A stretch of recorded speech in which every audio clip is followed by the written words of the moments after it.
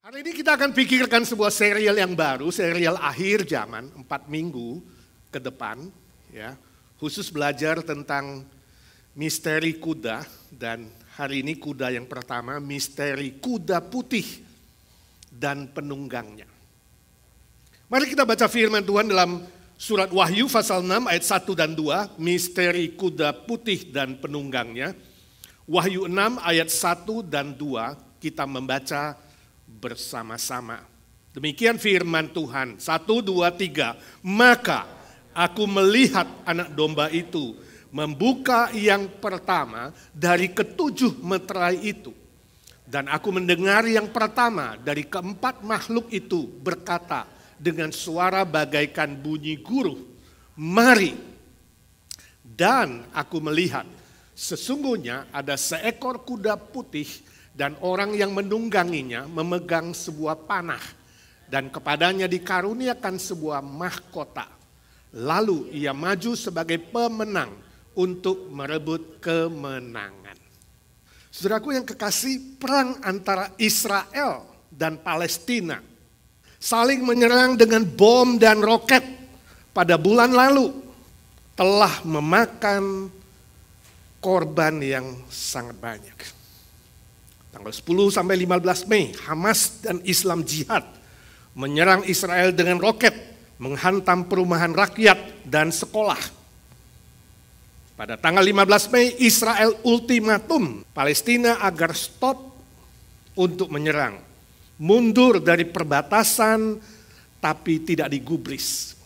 Maka tanggal 16 Mei, setelah 24 jam, Netanyahu melakukan apa yang dia bicarakan.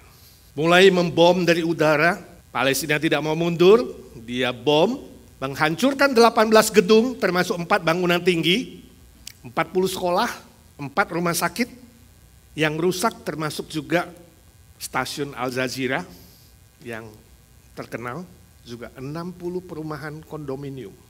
Akibatnya 256 orang Palestina mati, ini menurut laporan mereka.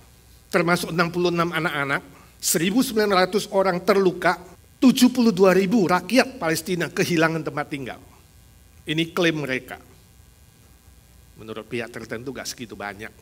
Tapi karena mereka mau dapat bantuan internasional yang cukup banyak lalu digede-gedein. Israel melaporkan hanya 13 yang mati. Termasuk 2 anak. 200 orang terluka. Cuma itu laporannya dan tidak minta bantuan. Seluruhnya saudara ada 4.360 roket yang ditembakkan dari Gaza masuk ke Israel. Hebat juga. Israel membalas melakukan 1.500 serangan udara, darat dan laut. Tapi korban di Palestina sungguh sangat-sangat besar. Gencatan senjata dilakukan pada 21 Mei. Lamanya perang hanya 11 hari. Dan anehnya kedua belah pihak mengklaim mereka menang perang. Nah ini orang Jawa bilang, iki podo edane, sama gilanya. Dua-dua negara banyak korban, tapi dua-dua negara mengklaim menang perang. Setelah banyak yang hancur, banyak yang mati. Saudaraku, peperangan antara Israel dan Palestina atau dengan Arab tidak pernah akan selesai. Sampai Yesus datang kedua kali, sampai kiamat. Walaupun sekarang dengan Palestina hanya lebih 100 tahun bermusuhan dan berperang. Tapi sebenarnya perang antara kedua anak Abraham, Ishak dan Ismail ini dan keturunannya sudah berlangsung sejak perjanjian lama, ribuan tahun yang lalu. Dan tak pernah akan selesai sampai Yesus datang. Jadi semua usaha perdamaian pasti akan gagal. 7 tahun yang lalu Iran juga mengancam bahwa mereka memiliki kemampuan untuk membumi hanguskan seluruh Israel. Dan akan membumi hanguskan, walaupun sampai sekarang belum pernah terlaksana. Dan mereka bilang Israel tidak akan eksis lagi di bumi ini. Luar biasa ya Iran.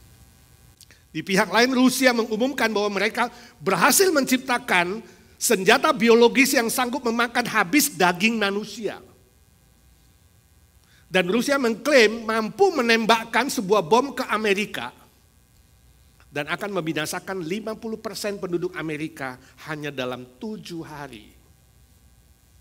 Jadi saudara kira Amerika dreamland?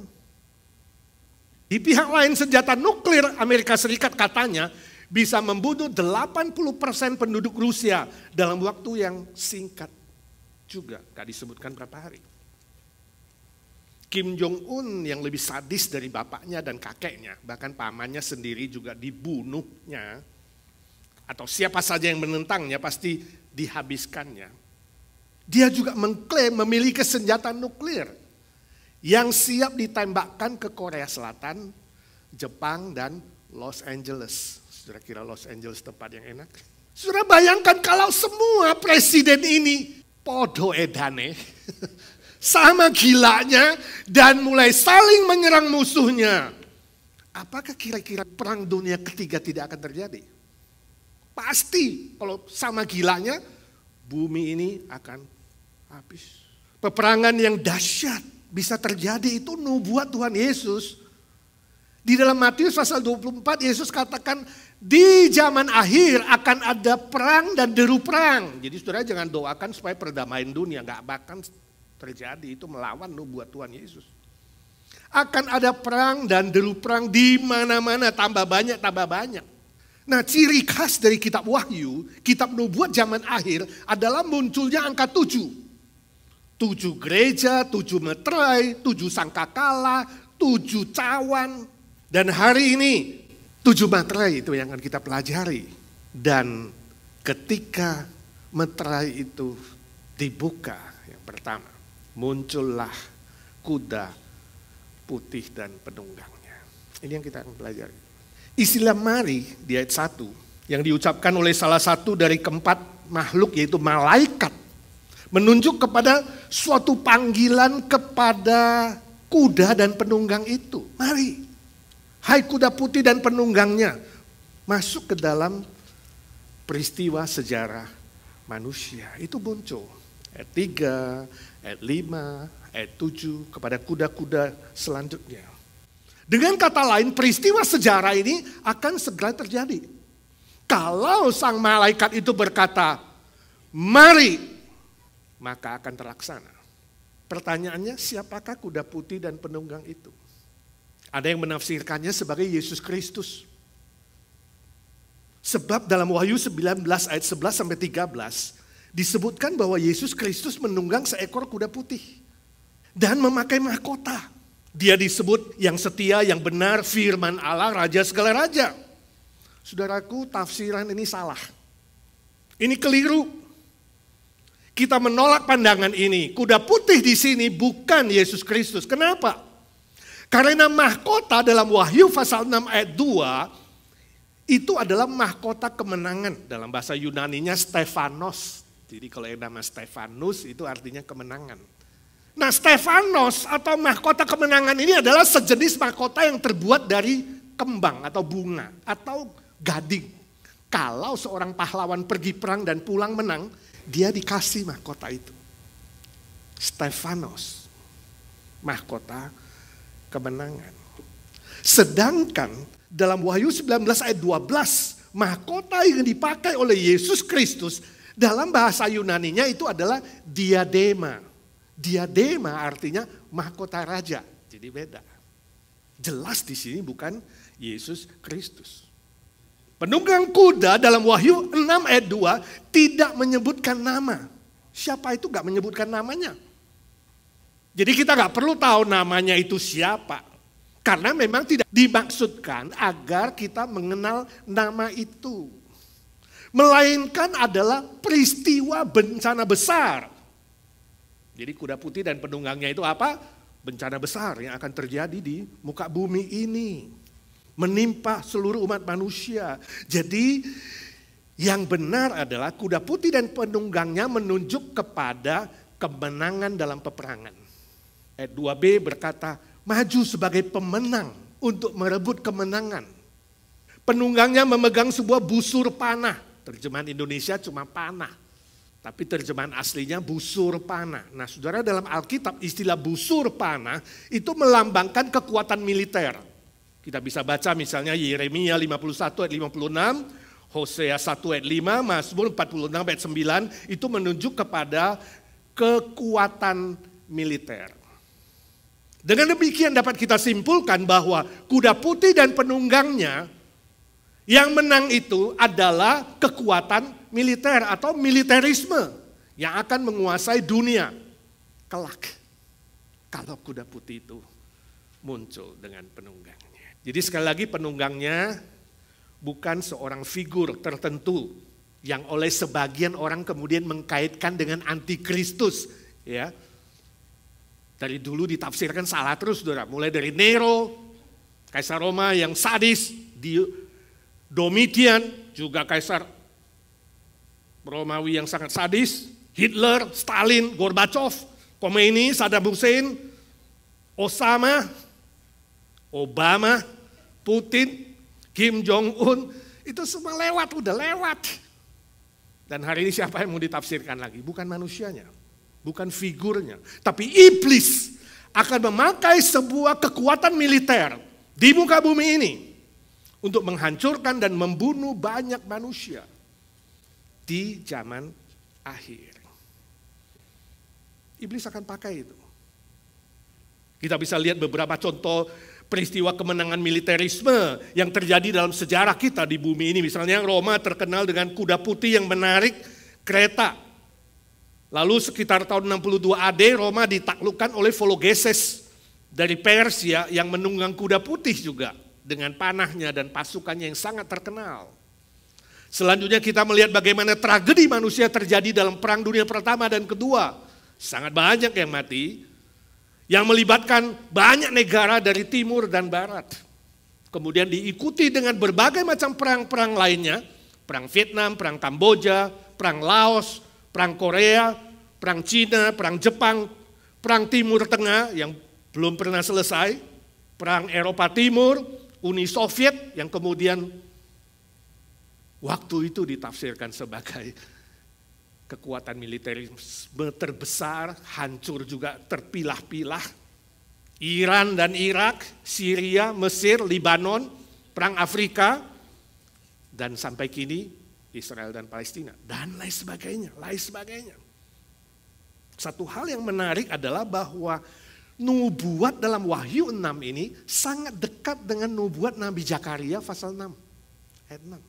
Juga ada kuda putih di situ. Di situ dikatakan kuda putih itu keluar dari barat. Tapi istilah keluar bisa ditafsirkan juga karena katanya sama. Kuda putih itu dari barat. Jadi ada double meaning. Kuda putih itu dari barat atau ke barat. Nah, kalau dari barat siapakah? Amerika? Uni Eropa bersatu?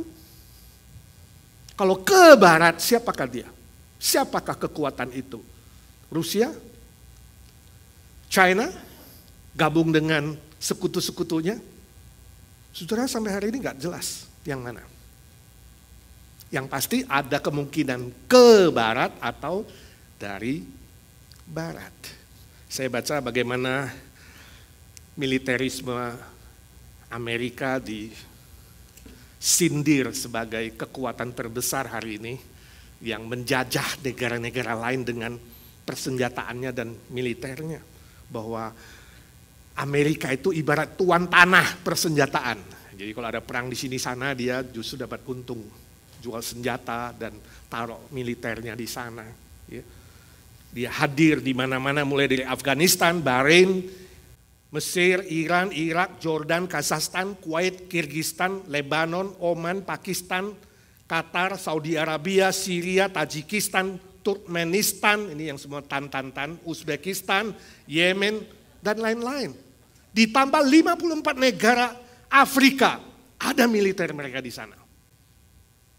Amerika hebat ya, bahkan waktu Obama jadi presiden, dia mengembangkan, tambah lagi ya, dari 60 negara menjadi 75 negara. Wow. Dan mungkin akan mengembangkan sekarang jadi 90 negara dunia di mana Amerika sudah ada stasiunnya. Hebat ya. Sekalian perang, sekalian jualan. Makanya katanya Amerika tak pernah akan bangkrut secara ekonomi walaupun utang di mana-mana. Sebab kalau dia bangkrut, semua yang lain ikut bangkrut. Domino efek. Jadi lebih 200 orang terkaya di dunia maunya tinggal di Amerika. Saudaraku, militerisme baik dari barat atau ke barat, ya, jadi dari timur atau dari barat, akan membawa bencana besar bagi umat manusia di zaman akhir ini. Nah, saudara duduk di sana kemudian mengatakan, Pak, dari tadi sudah cerita perang ini dan itu, wah, banyak data. Apa hubungannya dengan saya? Apa mengenanya dengan saya, Pak? Nah, saudaraku, pelajaran ini mengajarkan kita jangan menggantungkan diri kepada kekuatan manusia. Karena mereka kelak akan dihancurkan, terbatas. Jangan menggantungkan diri, bersandar diri kepada politik atau militer atau orang kuat. Semua itu terbatas. Yang ada di dunia ini terbatas dan tidak bisa memuaskan jiwa saudara. Saya baca satu orang salesman dari Amerika mau jual soft drink ke Timur Tengah, ke Arab. Setelah berusaha di sana beberapa waktu, dia pulang dengan kecewa, dia lapor kepada bosnya, bos, sorry saya gak bisa menjual soft drink di sana. Gak ada yang mau beli. Ya. Padahal saya udah usaha keras nih dengan berbagai macam cara.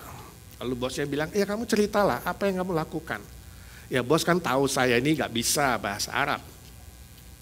Jadi saya promosi iklan dengan gambar. Saya suruh orang gambar, 3 gambar. Gambar yang pertama, orang Arab yang kehausan seperti di tanah gersang. Gambar kedua, orang itu kemudian minum soft drink kita. Dan gambar yang ketiga, orang itu jadi segar bugar dan kuat lagi. Saya tempel di mana-mana, 3 gambar. Gak ada yang beli satupun. Loh, bosnya bilang itu sebenarnya cara yang bagus.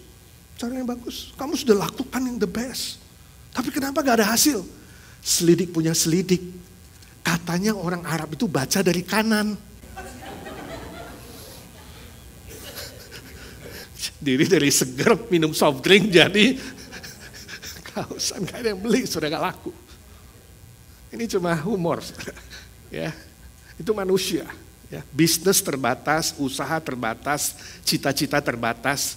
Manusia bisa berubah, bisnis berubah, ekonomi berubah, kiri ke kanan beda, kanan ke kiri beda. Itu fakta yang kita hadapi di dunia ini. Ya, timur ke barat, barat ke timur bisa beda, saudara. Tapi hari ini kita punya Tuhan Yesus yang tidak berubah dari dulu, sekarang, dan selamanya. Baik itu kemarin, baik itu hari ini, baik itu besok. Mau kanan ke kiri, kiri ke kanan, atas ke bawah, bawah ke atas, Tuhan Yesus selalu sama. Dia sumber pengharapanmu, dia sumber kekuatanmu, dia sumber segala sesuatu yang tidak terbatas. Kekuatan politik, militerisme, persenjataan, dan apapun yang kau punya dan kau andalkan sebagai backingmu di dunia ini terbatas. Sebab itu saya tidak tahu hari ini saudara mengandalkan apa dalam hidup saudara. Tuhan Yesus berkata, tadi kita baca di ayat pembimbing, kuda adalah harapan yang sia-sia. Jangan andalkan kuda, jangan andalkan kekuatan manusia. Lalu Yesus bilang di dunia ada penderitaan, ada kesusahan, ada pergumulan berat. Bukan tempat kebahagiaan yang sejati. Tapi Yesus bilang jangan kamu khawatir, jangan kamu takut. Aku telah mengalahkan dunia. Itu klaimnya Tuhan Yesus.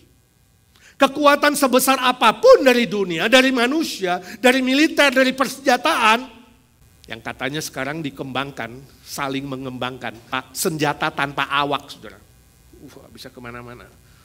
Mau bunuh si A, si B, tokoh tinggal kirim saja drone-nya atau pesawat khusus. Tapi tetap terbatas. Jangan buat kamu gelisah, jangan buat kamu takut, jangan buat kamu khawatir. Unik sekali di ayat 1 dikatakan apa? Hanya sesudah Kristus membuka meterai itu, maka kuda dan penunggangnya akan keluar. Jadi sekarang kita menunggu kuasa yang sangat hebat itu, entahkah gabungan timur atau gabungan barat. Tapi kalau Kristus belum membuka, ya, jadi tafsiran semua sebelumnya itu perang kecil-kecilan masih. Kristus belum membuka, tidak akan muncul. Dengan kata lain, walaupun bumi ini ada sepertiga pasukan iblis yang akan menyesatkan manusia, tetap Yesus Kristus yang memegang kendali, memegang kontrol. Sebelum Kristus Yesus membuka meterai itu, maka kuda dan penunggangnya tidak keluar dan tidak beraksi. Dia mengontrol skenario sejarah manusia, juga sejarahmu. Bersandar padanya, berharap padanya, saudara pasti tidak akan dikecewakan. Saya sharing sebuah kisah nyata yang sungguh terjadi di sebuah universitas di Nashville, Tennessee, namanya Vanderbilt University. Hari itu adalah upacara wisuda. Banyak yang hadir. Selain wisudawan, alumni, orang tua, banyak yang hadir. Rektornya bernama Dr. Garland. Ketika rektor maju ke depan memberikan speech-nya, dia berkata, saudara-saudara, hari ini saya ada sebuah pengumuman yang sangat penting buat saudara. Salah satu alumni kita, lulusan kita, telah mengirimkan kembali ijazahnya kepada saya. Sebab dia katakan dulu waktu dia ujian terakhir, dia melakukan kesalahan, yaitu perbuatan yang ilegal, sehingga dia bisa lulus. Gak disebutkan detailnya, entahkah nyontek, entahkah apa, pokoknya dia lulus dengan tidak benar. Bertahun-tahun, si alumni itu gak punya rasa damai. Walaupun dia punya gelar, punya ijazah, tapi hatinya tidak tenang. Selalu mengejar-ngejar dia. Jadi dia mengakui kesalahannya, dia minta supaya namanya dicopot dari alumni, lalu dia minta diumumkan secara terbuka namanya juga.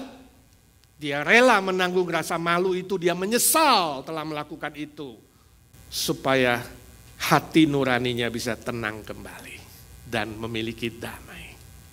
Rektor itu bilang, Dr. Garland, dia bilang, setelah saya mempertimbangkan dan memikirkan baik-baik, saya memutuskan tidak akan menyebutkan namanya di depan saudara. Tapi inilah ijazahnya, dia angkat ijazah yang sudah disobek-sobek. Ijazah itu saya copot namanya, saya buang, kemudian saya sobek-sobek dan namanya akan dihapus di alumni. Dan saya tidak akan menyebutkan namanya, biarlah saya sendiri menyimpannya. Segala penyesalan dan pertobatan dia.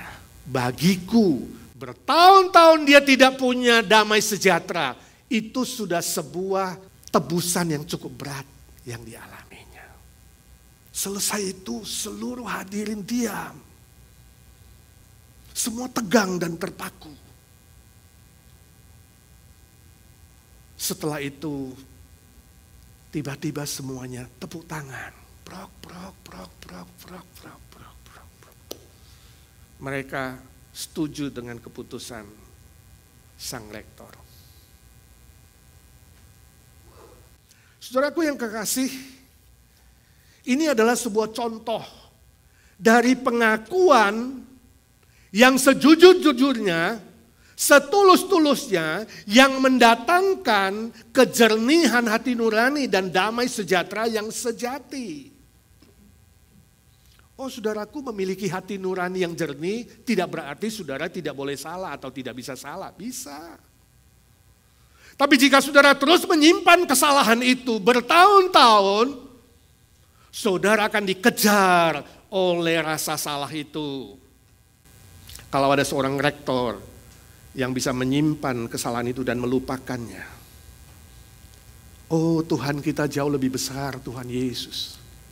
Ketika saudara datang mengakui kesalahanmu, mengakui dosamu, firman Tuhan mengatakan Dia akan mengampunimu, membebaskan kesalahanmu, melemparkan kesalahanmu di dalam tubir laut yang dalam, dan sejauh timur ke barat Tuhan Yesus akan melupakan, Allah akan melupakan semua kesalahan saudara, dan pintu sorga terbuka.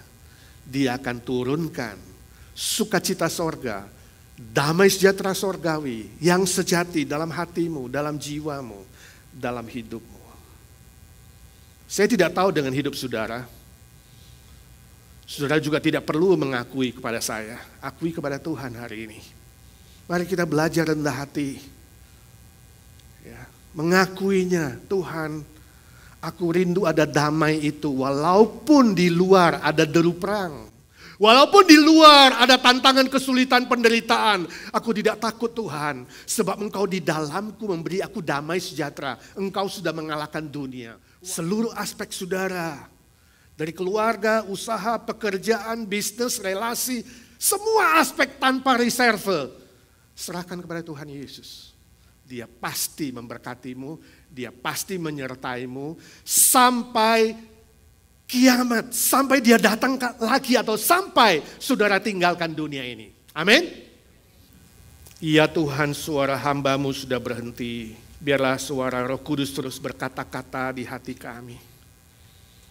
Ya Tuhan, kalau di antara kami ada yang masih menyimpan kesalahan, menyimpan dosa yang seringkali dinikmati atau diulangi terus-menerus, Tuhan ampuni. Semua pengakuan yang jujur dan tulus, Tuhan buka jendela sorga, curahkan sukacita sorga, curahkan damai sejahtera yang sejati. Walaupun di luar sana kacau, ada perang, ada kesusahan, ada penderitaan, ada sakit penyakit, ada berbagai macam ancaman, kami tidak takut bahaya Tuhan, sebab Engkau sendiri yang mengajar kami tetap tenang. Jangan khawatir, tetap percaya. Dan yakin 100% Engkau menyertai kami sampai kesudahan zaman. Dalam nama Tuhan Yesus kami berdoa dan memohon berkat Tuhan. Amin.